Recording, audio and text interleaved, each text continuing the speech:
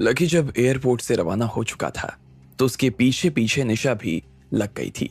वो सुंदर लड़की जो प्लेन में चढ़ी थी वो कोई और नहीं, निशा ही थी। जैसे ही निशा के मुंह से शोएब ने लकी का नाम सुना तो उसे लगा कि वो लकी से जुड़े उसके सवालों का जवाब दे सकती थी, इसलिए वो भी उसके पीछे पीछे हो लिया था। शोएब उसे खाना खिलाने ले गया और बातों ही बातों में उसने उसे प्रपोज भी कर दिया। लेकिन निशा थोड़े और नखरे दिखा रही थी। उसे अपने और एक लड़के के संबंध के बारे में झूठ बोलने में जरा भी शर्म नहीं आ रही थी। वो सीधा लकी के घर जाकर उसके बारे में पता नहीं लगाना चाहती थी। अगर वो उसके परिवार को बताती कि वो लकी को ढूंढ रही है तो उसका परिवार उन दोनों के रिश्ते के बारे में जानकर पहले ही नाराज हो जाता। इसके अलावा लकी का छोटा भाई निशांत निशा से बहुत नफरत करता था। अगर वो उसे अपने घर के अंदर देखता तो और भी बड़ा बवाल खड़ा हो सकता था। इसलिए वो पहले लकी को ढूंढना चाहती थी और उसके बाद ही उसके साथ में उसके घर के अंदर दाखिल होना चाहती थी, एक सुशील बहू की तरह। निशा के मुंह से ये सारी बातें सुनकर शोएब को काफी हैरानी हो रही थी। उसे धीरे धीरे ये शक होने लगा कि लकी अग्रवाल परिवार का बेटा था। शोएब को एक बार के लिए तो विश्वास ही नहीं हो रहा था। शोएब ने कभी ऐसे किसी लड़के के बारे में नहीं सुना था जो अग्रवाल परिवार में हो, और उससे भी बड़ी बात यह थी कि दिल्ली के वसीम और रुस्तम उसके लिए काम करते थे। ये तो शोएब को हजम ही नहीं हो रहा था, लेकिन उसके पास में हजम करने के अलावा और कोई चारा भी नहीं था। उसे सच में यह नहीं पच रहा था कि लकी इतने बड़े परिवार का अगर बेटा था तो भी वो गार्ड की नौकरी क्यों कर रहा था। भले ही लकी को उसके घर से निकाल दिया गया था, लेकिन इसका यह मतलब तो नहीं था कि वो इतनी छोटी नौकरी करे। लेकिन अब जब उसने सुबह ही सुना कि उसने विराज ग्रुप की मदद की थी और उसके बाद में वो निशा से भी जुड़ा हुआ था, तो शोएब को लगने लगा कि लकी ही अग्रवाल परिवार का बेटा था। शोएब ने फिर से निशा की तरफ देखा और उससे अपने उस बॉयफ्रेंड का नाम पूछा जिससे वो छोड़ कर आई थी। निशा ने कहा, लकी। निशा के कहने से ऐसा लगा जैसे उसे लकी के नाम से भी मतलब नहीं था। अच्छा, वैसे अगर मैं गलत नहीं हूं तो तुम भी उसी को यहां ढूंढने के लिए आई हो ना? लेकिन मैं तुम्हें बताऊं, अगर तुम अब उससे जाकर मिलोगे ना, बहुत बुरा लगेगा तुम्हें। तुम्हें ऐसा महसूस होगा कि तुम बेकार में ही उसके पीछे भाग रही थी। शोएब ने निशा की तरफ देखते हुए कहा और हंसने लगा। क्या क्या इसका मतलब तुम्हें मालूम है वो कहां है? मुझे बताओ ना, वो कहां पर है? तुम मुझे उसके पास ले जा सकते हो क्या? निशा ने पूछा। उसकी आवाज से ऐसा लग रहा था जैसे वो बहुत ज्यादा हड़बड़ा रही थी। अगर वो लकी से मिल लेती तो उस शोएब के साथ आने के बारे में तो सोचती भी नहीं, वो इस ऑप्शन को ही खारिज कर देती। लकी के परिवार के पास में जितनी दौलत थी उसकी तो कोई तुलना ही नहीं थी, जितनी तो वो शायद ही पूरी दुनिया में किसी के पास में थी। ऐसे में उसकी नजर में तो इस देश में लकी से अमीर कोई लड़का ही नहीं था। ठीक है, अगर तुम्हें उसे देखने का इतना ही मन कर रहा है तो मैं तुम्हें इससे मिलवा दूंगा, शोएब ने निशा की बेताब आंखों में देखते हुए कहा। खुद शोएब की आंखों में भी लकी से उसका बदला लेने की रूपरेखा बनने लगी थी। खाना खाने के बाद में शोएब ने एक टैक्सी बुलाई और निशा को अपने साथ में पटना यूनिवर्सिटी ले गया। तुम मुझे यहां क्यों लेकर आए हो? लकी यहां पढ़ाई करने लगा है क्या? निशा ने हैरान होते हुए पूछा। इधर उधर देखने लगी वो। नहीं भाई, पढ़ाई तो नहीं कर रहा, लेकिन लकी तुम्हें देखने को यहीं मिलने वाला है, शोएब ने कहा और उसे अपने साथ में आगे ले जाने लगा। वो और निशा धीरे धीरे हॉस्टल की तरफ बढ़ते जा रहे थे। थोड़ी ही दूरी पर शोएब ने निशा को रोक दिया और वो दोनों एक पेड़ के पीछे जाकर छिप गए। उसने दूर से निशा को एक दिशा में इशारा करते हुए बताया, देखो वो रहा लकी, उसने कहा और गेट के पास में खड़े एक गार्ड की तरफ इशारा कर दिया। निशा ने जैसे ही उसे देखा तो उसकी आंखें खुली की खुली रह गई। उसे विश्वास नहीं हो रहा था कि ये लकी है। वो बार बार अपनी आंखें साफ कर रही थी, लेकिन उसकी हैरानी थी कि कम होने का नाम नहीं ले रही थी। यह सब आखिर चल क्या रहा था? लकी एक सिक्योरिटी गार्ड कैसे हो सकता था? वो तो दिल्ली में इतना अमीर था, फिर अचानक से पटना में आकर उसका हाल ऐसा कैसे हो गया? जब निशा लकी को देख रही थी तो उधर स्टाफ क्वार्टर में से 2 महिला टीचर निकल कर आई और लकी से बातें करने लगी। लकी दिखने में बहुत ही सुंदर था और साथ में वो पढ़ा लिखा भी था, इसलिए ना सिर्फ हॉस्टल की लड़कियां बल्कि यहाँ पढ़ाने वाली टीचर्स भी उसे काफी पसंद करती थी और उससे बात करने का कोई मौका भी नहीं छोड़ती। लकी, तुम्हारे पास में तो अभी उम्र है, तुम लगते भी पढ़े लिखे हो, फिर इस तरह यहाँ पर गार्ड की नौकरी क्यों कर रहे हो? और यहाँ तुम्हें ऐसे कितने पैसे मिल जाते हैं? काम चल जाता है? हाँ जी, चल जाता है। सिक्योरिटी गार्ड होने में दिक्कत ही क्या है? वैसे भी मैं अकेला हूँ, मुझे 10,000 रुपये मिलते हैं, जो कि मेरे लिए बहुत हैं।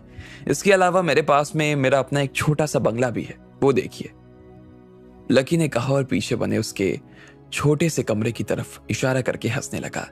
जैसे ही निशा ने सुना कि लकी महीने के सिर्फ 10,000 रुपए कमाता था, तो उसका मुंह भी खुला का खुला रह गया। उसके मन में 1,000 तरह के सवाल आने लगे। उसे समझ नहीं आ रहा था कि आखिर लकी के साथ में ये सब हो क्या गया था। वो इन सब बातों पे विश्वास ही नहीं कर पा रही थी।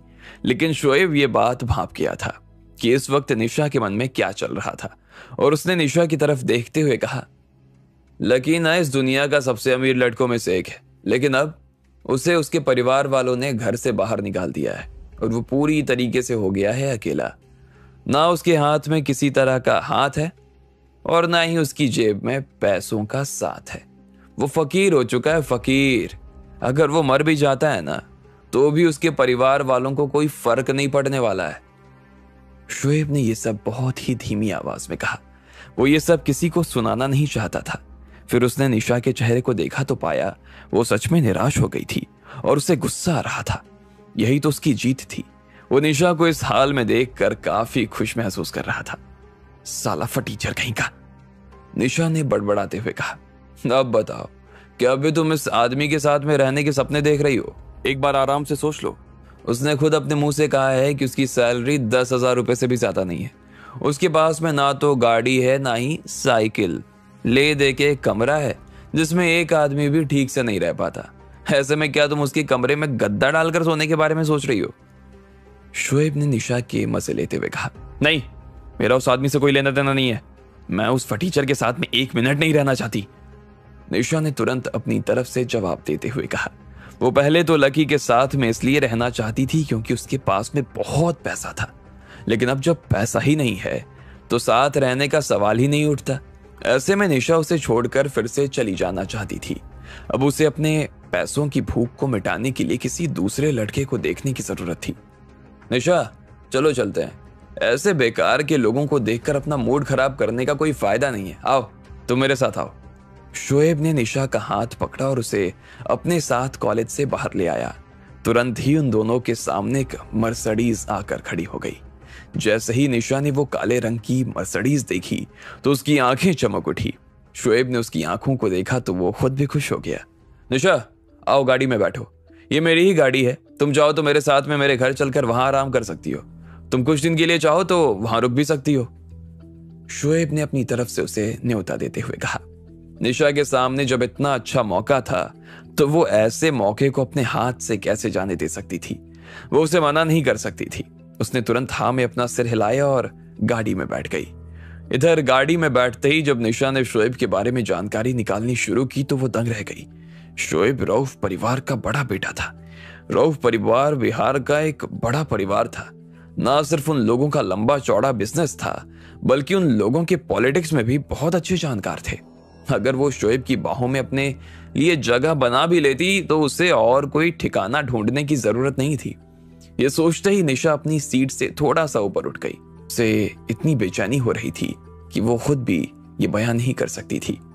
उसने सीधे शोएब के पैर पर अपना हाथ रख दिया और उसके सामने देखकर मुस्कुराने लगी।